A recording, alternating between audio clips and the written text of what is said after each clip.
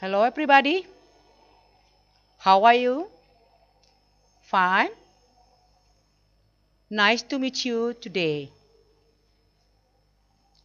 Hari ini anak-anakku sekalian akan bertemu dengan seorang siswa PPL dari Unmul, mahasiswa PPL dari Unmul. Di sini mahasiswa PPL ini akan memberikan materi kepada anak-anakku sekalian. Nanti dia akan memperkenalkan dirinya sebelum memberi materi. Ya anak-anak? Okay, hello everyone. My name is Angeline May and I'm from University of Mula Warman. I hope you guys always happy and always healthy. So, di sini saya akan mewakili Mem Nurita untuk mengajar bahasa Inggris untuk 2 minggu ke depan. Jadi saya harap kita dapat saling membantu satu sama lain. Dan saya harap juga materi yang saya ajarkan dapat membantu kalian semua dalam bersekolah. Sekarang kita akan mulai masuk ke dalam materi unit 3 mengenai medicine, food, and drink. Buku yang kita pakai pada hari ini adalah buku yang sudah kalian pinjam di perpustakaan, buku bahasa Inggris Think Globally, Act Locally, dan juga buku penunjang dari Yudhistira yang bisa kalian dapatkan dari tempat-tempat lain. Kalian bisa buka di halaman 33, di sana banyak contoh lain yang bisa kalian baca untuk memperdalam materi kita hari ini. Jadi, bahasan kita pada hari ini adalah mengenai label. Label is a small piece of paper, fabric, plastic, or similar material attached to an object and giving information about it. Jadi label ialah potongan kecil kertas yang ditempel pada suatu objek untuk memberikan informasi. Sebelum kita masuk untuk mengidentifikasi contoh labelnya, kita harus pelajari terlebih dahulu apa saja informasi yang tertera di dalam label obat-obatan. Oke, what's on the label of a medicine? Jadi apa yang ada di label obat-obatan? Pertama ada brand of the drug dan name of the drug. Banyak yang masih belum paham kalau brand dan name itu adalah dua hal yang berbeda. Name of the drug hanya sekedar namanya saja, sedangkan brand of the drug adalah identitas obat yang dikenal masyarakat berhubungan dengan kualitas obat tersebut. Jadi seperti logo atau merek obat yang sudah dikenal baik, itu adalah salah satu brand of the drug. Berikutnya adalah description, yang artinya deskripsi obat. Segala penjelasan mengenai obat itu dimasukkan dengan description. Lalu berikutnya adalah content or amount, yang artinya isi dan jumlah obat. Lalu ada uses, kegunaan obat. Direction to use and dosage, yang artinya petunjuk pemakaian dan dosis pemakaian obat. Lalu direction to store, yaitu petunjuk penyimpanannya. Dan yang paling penting adalah expiration date, yaitu tanggal kadaluarsa obat. Setelah mempelajari apa-apa saja yang tertera pada label kemasan obat-obatan, sekarang kita akan masuk untuk mengidentifikasi informasi di dalam contoh label obat berikut ini. Yang pertama adalah brand. Brand adalah identitas obat tersebut. Di contoh ini, brandnya ialah Gary Care. Yang kedua adalah name of the drug. Nama obat ini adalah acetaminophen liquid pain relief.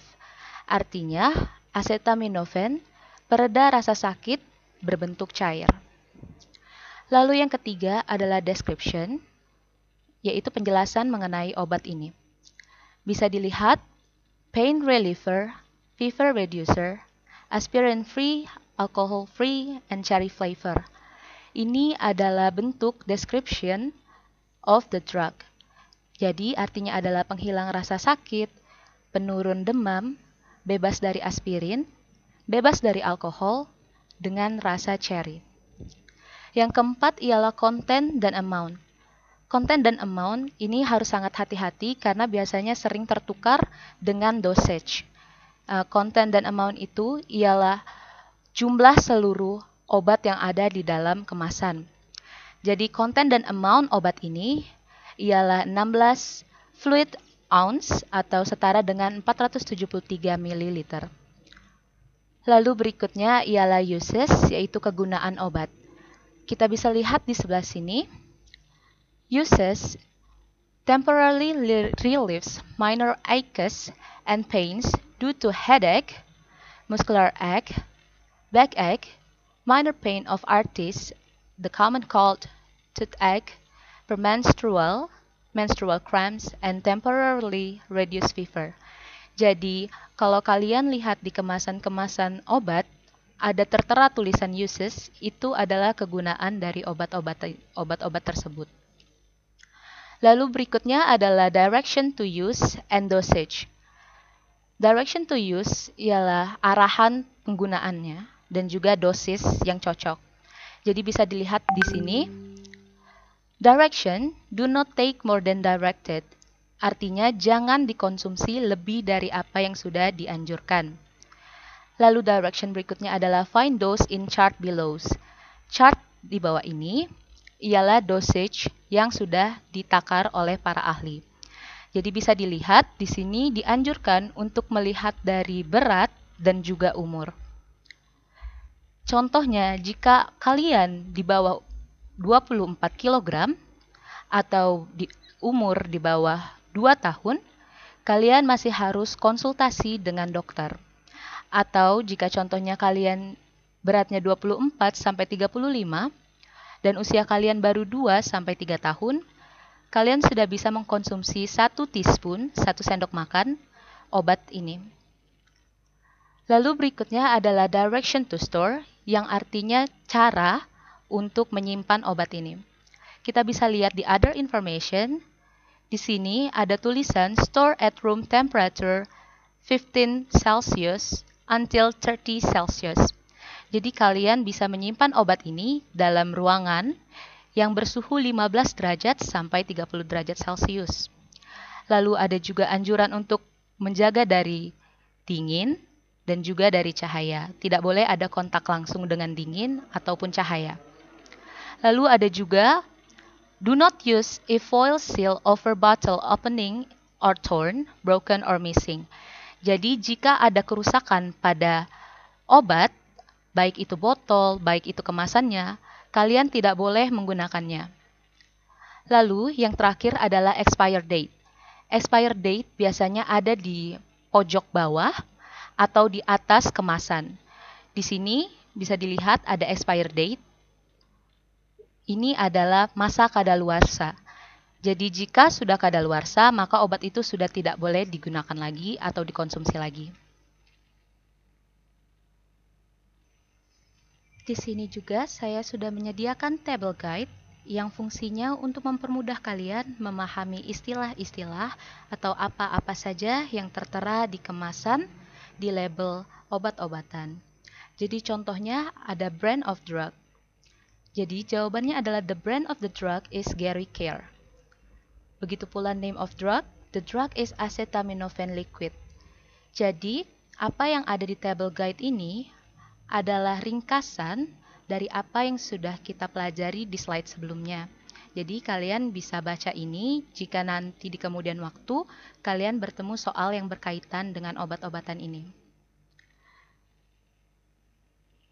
Slide berikutnya adalah summary, yaitu penutupan ya.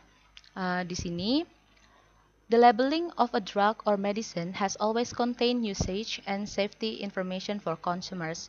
Jadi, intinya di dalam labeling atau di dalam kemasan suatu obat selalu harus memasukkan gunanya dan juga informasi-informasi demi keselamatan konsumernya.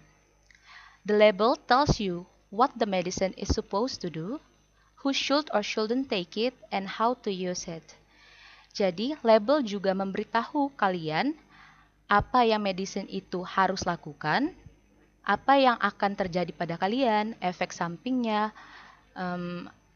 Juga label itu juga berfungsi sebagai